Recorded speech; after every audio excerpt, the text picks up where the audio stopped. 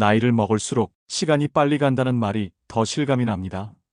그땐 별일 아니었던 하루들이 이제는 얼마나 소중했는지를 뒤늦게야 깨닫게 되죠.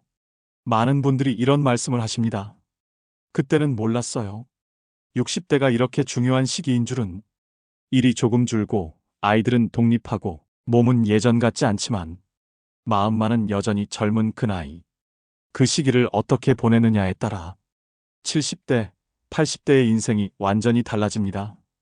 누군가는 너무 늦게 건강의 소중함을 알았다고 했고, 누군가는 관계보다 돈을 먼저 챙겼던 걸 후회했습니다. 또 어떤 분은 가족이 늘 곁에 있었지만 정작 함께하지 못했다고 말했죠. 이유는 모두 달랐지만 결국 한 가지로 이어졌습니다. 그때 조금만 더 알았더라면 달라졌을 텐데.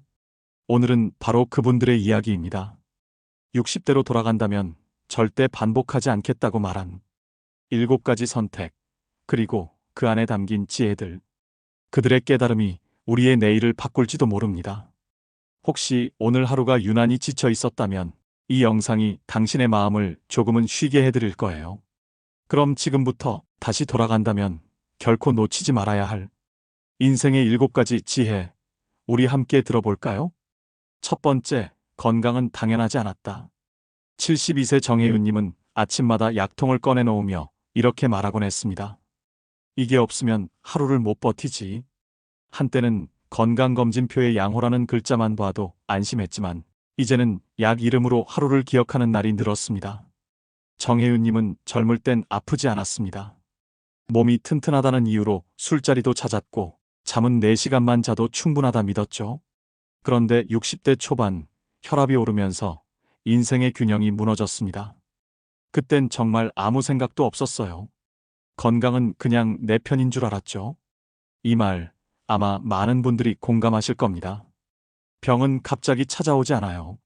조용히, 천천히 우리가 방심할 때 문틈으로 들어옵니다. 건강은 언제나 곁에 있지만 의외로 우리가 제일 늦게 챙기는 존재이기도 합니다. 실제로요, 국내 60대 이상 인구 중 절반이 만성질환 2가지 이상을 함께 앓고 있다고 합니다. 하지만 그보다 더 무서운 건 병보다 습관의 무너짐이더군요. 식사 시간은 불규칙하고 스트레스는 풀 곳이 없고 괜찮겠지라는 말로 몸의 신호를 무시하며 버텼던 날들. 그 결과는 조용한 붕괴였습니다. 한 연구에서는 흥미로운 결과가 있었어요. 건강을 잃은 사람과 끝까지 지킨 사람의 차이를 비교했더니 운동이나 영양보다 더 중요한 게 하나 있었죠. 바로 건강을 잃어본 경험이 있느냐였습니다. 아픔을 겪은 사람은 작은 경고에도 민감하게 반응하고 그게 습관을 바꾸는 출발점이 된다는 겁니다. 그래서요, 지금 아프지 않다는 게 결코 안전함을 뜻하지 않습니다. 그건 그저 아직 경고등이 꺼져 있을 뿐이에요. 하지만요, 놀랍게도 늦지 않았습니다. 68세 박정임님의 이야기가 그걸 증명합니다. 박정임님은 허리 통증으로 병원 문턱을 달고 살았는데 의사가 권한 건 다름 아닌 천천히 걷기였다고 합니다. 처음엔 겨우 5분이었죠. 그런데 그 5분이 지금은 하루의 기도로 바뀌었습니다. 걸을 때마다 머릿속이 비워지고 통증보다 감사가 먼저 떠오른다 했습니다. 그분은 이렇게 말했습니다. 운동은 몸을 위한 게 아니라 내 마음을 살리는 일입니다. 이 한마디가 참 크게 와닿았어요. 건강을 지킨다는 건 단지 병을 막는 게 아니라 내가 나를 아끼는 방법을 배우는 일 같아요. 혹시 지금 아침에 일어나도 피곤하고 걷기조차 귀찮게 느껴지시나요? 괜찮아요. 누구나 그래요.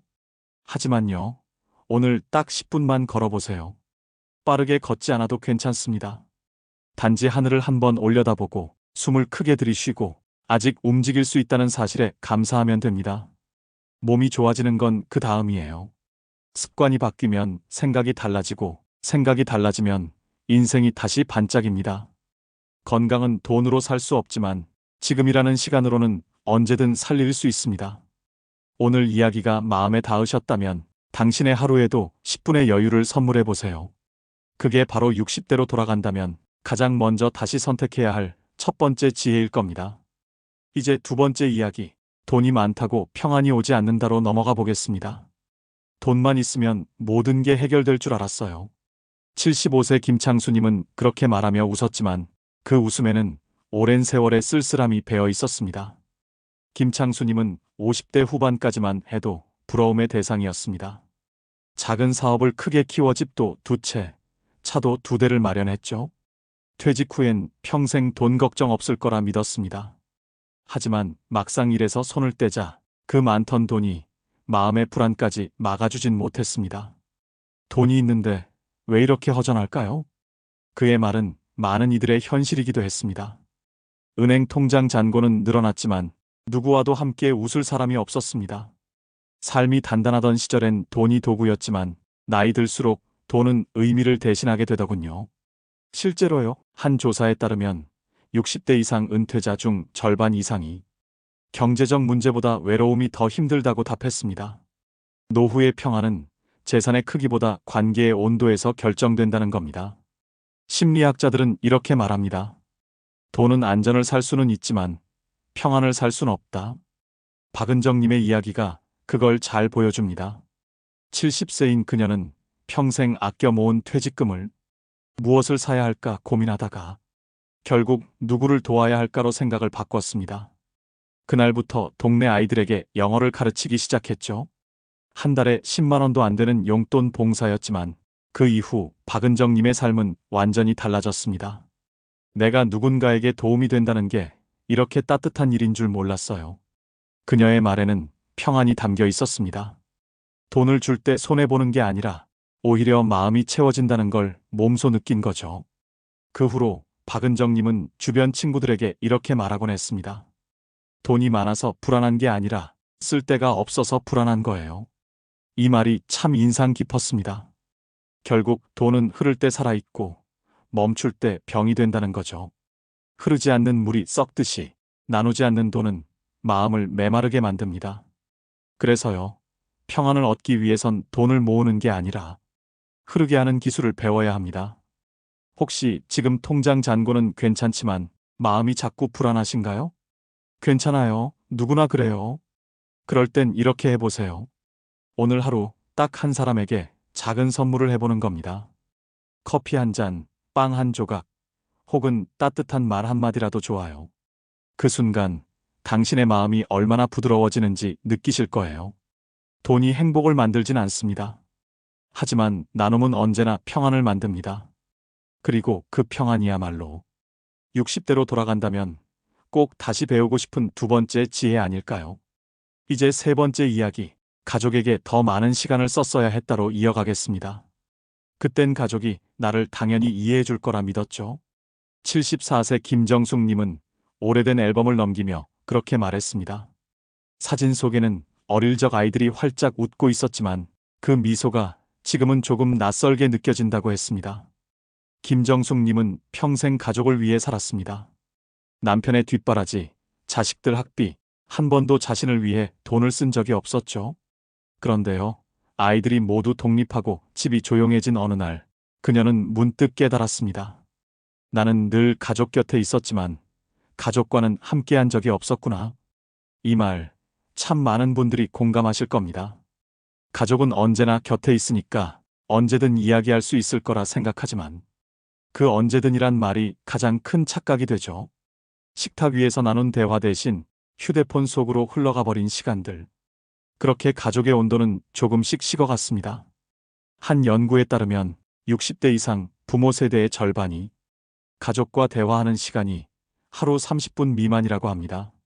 놀랍게도 같은 집에 살면서도 서로의 하루를 모른 채 살아가는 경우가 많았죠. 건강보다 돈보다 사람 사이의 거리가 노년의 행복을 결정짓는다고 전문가들은 말합니다. 하지만요, 희망적인 이야기도 있습니다. 70세 최용남님의 이야기예요. 은퇴 후 그는 늘 혼자 TV만 보며 지냈습니다. 그러던 어느 날 딸이 이런 말을 했답니다. 아빠, 요즘 왜 자꾸 전화 끊으세요? 그냥 제 목소리라도 듣고 싶어서 한 건데. 그날 밤 최용남님은 오랫동안 휴대폰을 붙잡고 있었습니다. 그리고 다음 날, 오늘 점심은 아빠가 살게라는 메시지를 보냈죠. 그 작은 용기가 모든 걸 바꿨습니다. 그날 이후 그는 매주 가족들과 밥을 먹었고 주말마다 손주와 공원을 걷기 시작했습니다. 대단한 대화가 아니어도 돼요. 같이 밥 먹고 웃는 시간, 그게 전부예요. 그의 얼굴에는 오랜만에 평안한 웃음이 스며 있었습니다. 가족 관계는 멀리 있는 게 아닙니다. 그저 먼저 안부를 묻는 한마디면 충분합니다. 관계는 연락이 아니라 관심으로 유지되는 거니까요. 오늘이 그 말을 전할 가장 좋은 날일지도 모릅니다. 혹시 연락해야지 하면서 미뤄둔 분이 있나요? 그럴 때 있죠. 바쁘고 어색하고 쑥스럽고. 하지만요, 늦었다고 생각하는 순간이 가장 빠른 때라는 말 들어보셨죠? 지금이라도 괜찮아요. 짧은 메시지 하나, 사진 한 장. 그게 누군가에겐 하루 종일 웃을 이유가 될 수도 있습니다. 인생을 돌아보면 가족에게 쓴 시간만이 남습니다. 그 시간이 쌓여 우리의 노년을 따뜻하게 덮어주죠. 그래서요, 60대로 돌아간다면 가장 먼저 다시 채워야 할 세 번째 지혜는 바로 이겁니다. 가족에게 시간을 주는 일. 그게 가장 큰 선물입니다.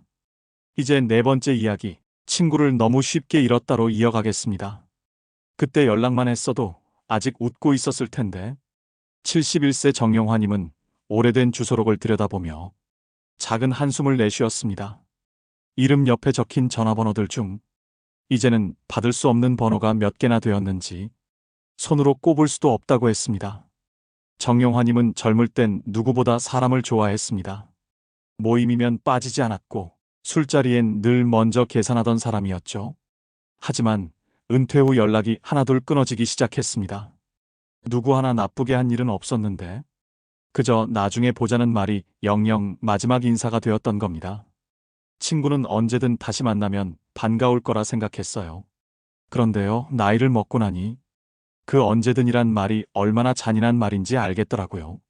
그의 목소리엔 깊은 그리움이 묻어 있었습니다. 실제로 60대 이상 중 3명 중 1명은 친구 단절을 경험했다고 합니다. 건강 문제, 이동의 불편함, 가족과의 거리, 그리고 단순히 먼저 연락하기가 어색해서 생긴 단절이 대부분이었죠. 하지만 외로움은 몸보다 마음을 더 약하게 만듭니다. 연구에 따르면 친구와의 대화가 많은 노년층일수록 우울증과 치매 발병률이 현저히 낮다고 합니다. 친구는 약이 아니라 마음의 면역력인 셈이죠. 그런데요, 놀랍게도 관계는 생각보다 쉽게 되살아납니다. 67세 윤경자님은 10년 넘게 연락 끊겼던 친구에게 문자 한 통을 보냈습니다. 그냥 문득 생각나서요. 잘 지내죠? 그 한 문장이 모든 걸 바꿨습니다. 그날 저녁 친구에게서 답장이 왔습니다. 당신 생각하고 있었어요. 고마워요. 그 이후 두 사람은 일주일에 한 번씩 공원에서 만나 차를 마셨습니다. 함께 걷고 웃고 가끔은 울기도 했죠. 다시 만나보니 그때의 내가 그대로 있더라고요. 윤경자님은 그렇게 말했습니다. 관계는 시간에 묻혀도 마음이 닿으면 언제든 살아납니다. 먼저 손 내밀기, 그게 전부예요. 상대의 반응을 기다리지 말고 그저 보고 싶다는 말 한마디면 충분합니다. 혹시 지금 생각나는 얼굴이 하나 있으신가요? 예전엔 자주 웃고 떠들던 친구, 하지만 어느 순간 멀어진 그 사람. 괜찮아요. 어색해도 됩니다. 우정은 완벽한 말보다 진심 하나로 이어지는 관계니까요. 오늘 저녁 그 사람 이름을 휴대폰에 입력해 보세요. 지금 당장은 보내지 않아도 괜찮습니다. 그 이름을 바라보는 순간 마음 어딘가가 따뜻해질 겁니다. 그리고 언젠가 그 따뜻함이 용기가 되어 전송 버튼을 누르게 될 거예요. 인생의 후회 중 가장 깊은 건 말하지 못한 안부라고들 합니다. 그러니 이번 생에는 먼저 연락한 사람으로 남는 것도 괜찮지 않을까요? 60대로 돌아간다면 가장 먼저 회복해야 할 네 번째 지혜는 바로 이것입니다. 끊어진 인연을 두려워하지 말고 따뜻한 인사를 먼저 건네는 용기. 이제 다섯 번째 이야기, 배움을 멈췄던 게 후회된다로 이어가겠습니다. 그때 그냥 해볼 걸 그랬어요. 69세 이선영님은 그렇게 말하며 책장에 꽂혀있던 영어 교재를 꺼내 들었습니다. 표지는 빛이 발해 있었고 그 사이에 접혀있던 메모에는 이렇게 적혀 있었죠. 다음 달엔 꼭 등록하자. 그녀는 평생 가족을 위해 살았습니다. 아이들 학원비, 남편의 병원비, 부모님 용돈까지.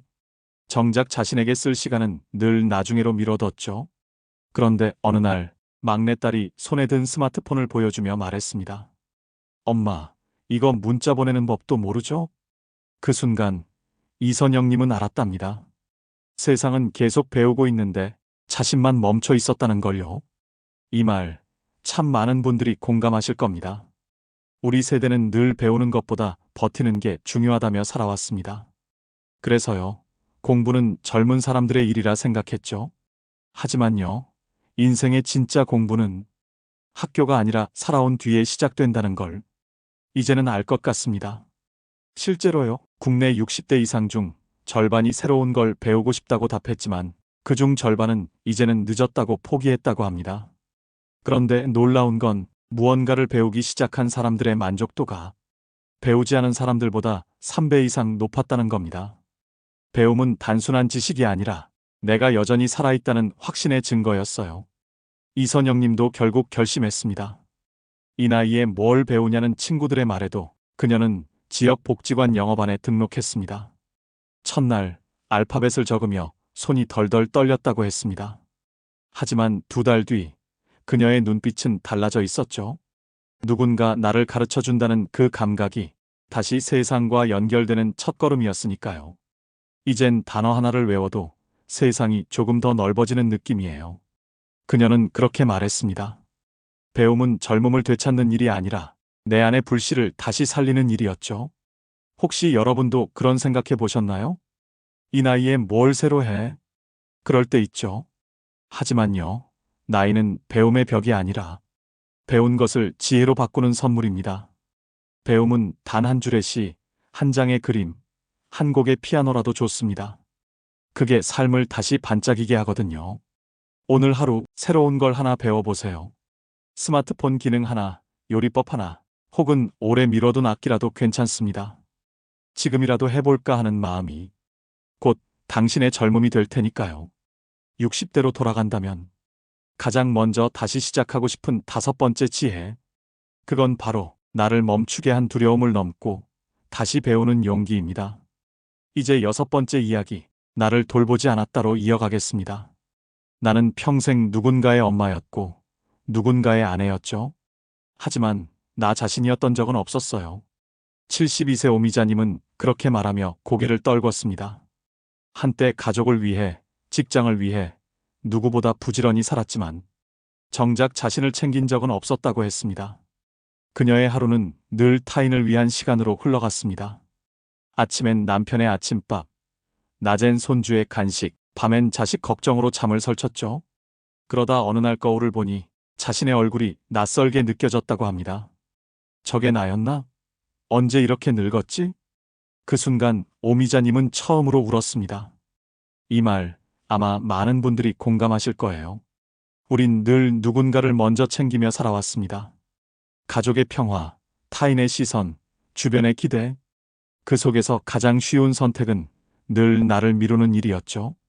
하지만요, 그렇게 쌓인 미루기가 결국 마음의 병이 되었고 그 병은 몸보다 더 깊이 우리를 아프게 합니다. 심리학에서는 이걸 자기결핍 증후군이라 부릅니다. 오랜 시간 자신을 돌보지 않으면 자존감이 낮아지고 감정이 무뎌지며 삶의 의미마저 희미해진다고 합니다. 놀라운 건 이건 단순한 마음 문제가 아니라 실제로 신체 면역력에도 영향을 준다는 거예요.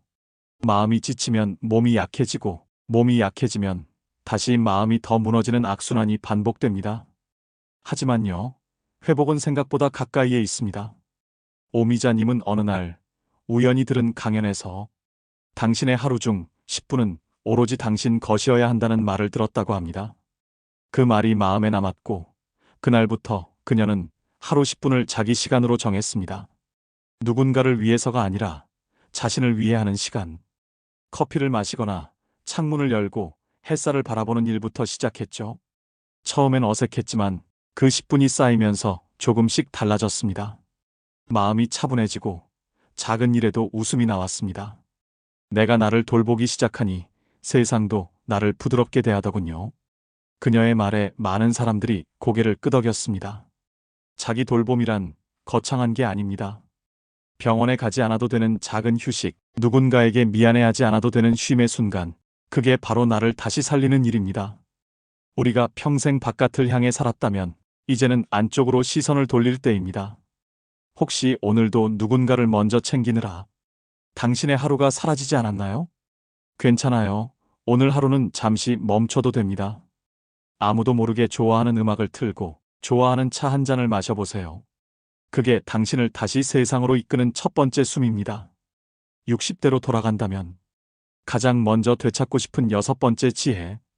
그건 바로 세상을 돌보던 손으로 이제 나 자신을 안아주는 일. 이제 마지막 이야기, 믿음을 잃었던 순간들로 이어가겠습니다. 그때 나는 세상이 다 나를 버렸다고 생각했어요. 76세 하경래님은 오랫동안 침묵하던 기억을 꺼냈습니다.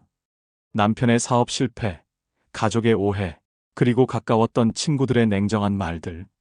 그 모든 게 한꺼번에 무너져 내렸을 때 그녀는 자신도 함께 부서지는 기분이었다고 했습니다. 그 후로 하경래님은 사람을 믿지 않았습니다. 믿음은 배신을 부르는 일이라 여겼죠. 누군가가 다가오면 한 걸음 물러섰고 도움을 받으면 마음속에서 빚이 생기는 것 같아 불편했다고 했습니다. 그렇게 세상과의 문을 닫고 살던 어느 날 자신이 더 외로워지고 있다는 걸 깨달았답니다. 남을 믿지 않으면 결국 나 자신도 못 믿게 되더라고요. 이 말 참 깊게 와 닿았습니다. 인생의 어느 시점엔 누구나 믿음을 잃습니다. 그건 누군가의 잘못 때문만은 아닙니다. 우린 상처받기 싫어서 마음을 감췄고 그 감춤이 쌓여 어느새 벽이 되었을 뿐이에요. 하지만요, 벽은 외로움을 막아주지 못합니다. 오히려 우리를 더 가두죠. 심리학 연구에 따르면 신뢰가 회복된 사람의 뇌에서는 실제로 안정 호르몬인 옥시토신 분비가 늘어난다고 합니다. 즉, 누군가를 믿는 순간 우리의 몸과 마음이 동시에 치유된다는 거예요. 그래서 믿음은 단순한 관계가 아니라 삶을 회복시키는 내면의 약과도 같습니다. 하경래님도 어느 날 그걸 깨달았답니다. 교회에 갔다가 우연히 들은 설교 한 구절 때문이었죠. 용서란 잘못한 사람을 위한 게 아니라 상처받은 자신을 위해 하는 일이다.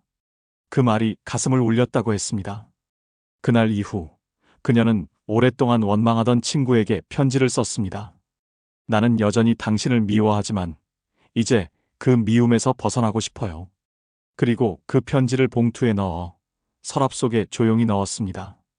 그 일을 하고 나서 이상하게도 마음이 조금 가벼워졌답니다. 친구가 답장을 하든 말든 상관없었어요. 그녀는 이미 스스로를 용서한 거니까요. 누군가를 용서하면 결국 나를 자유롭게 해요. 그녀의 그 한마디가 오래 남았습니다. 혹시 지금도 누군가에게 서운한 마음이 남아있나요? 혹은 스스로에게 화가 나 있진 않나요? 괜찮아요. 그 감정 그대로 괜찮습니다. 그건 아직도 누군가를 믿고 싶다는 마음의 증거니까요. 믿음이란 완벽하게 다시 믿는 게 아니라 다시 한번 시도해보는 용기입니다. 오늘 하루 스스로를 조금만 믿어보세요. 지금의 나면 괜찮을 거야. 그 말을 마음속으로 한 번만 되뇌어도 당신의 하루는 달라질 겁니다.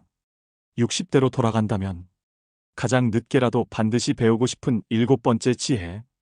그건 바로 세상을 믿기 전에 먼저 나 자신을 믿는 법입니다.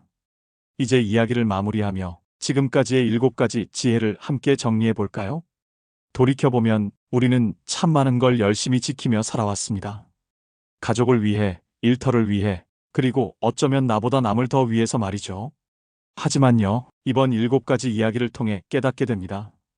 건강도, 돈도, 관계도 결국은 나 자신을 대하는 마음에서 시작된다는 거요. 우리가 미처 챙기지 못한 것은 삶이 아니라 나였는지도 모릅니다. 이제는 조금 달라져도 괜찮아요. 누군가를 위해 살던 시간만큼 이젠 나를 위해 웃어도 됩니다. 매일 10분이라도 스스로에게 인사를 건네보세요. 오늘도 수고했어. 잘 버텼어. 그 짧은 한마디가 내일을 바꾸는 시작이 될 겁니다. 지혜롭게 산다는 건 완벽하게 사는 게 아닙니다. 후회도 실수도 그마저도 나의 일부로 받아들이는 용기. 그게 바로 두 번째 인생을 다시 써내려가는 힘 아닐까요? 오늘 영상이 마음에 닿으셨다면 좋아요로 함께 지혜를 나눠주세요. 댓글에 여러분의 이야기와 깨달음을 남겨주신다면 그 한 줄이 누군가의 내일을 밝히는 등불이 될 겁니다. 다음 이야기에서는 또 다른 삶의 용기를 함께 나누겠습니다.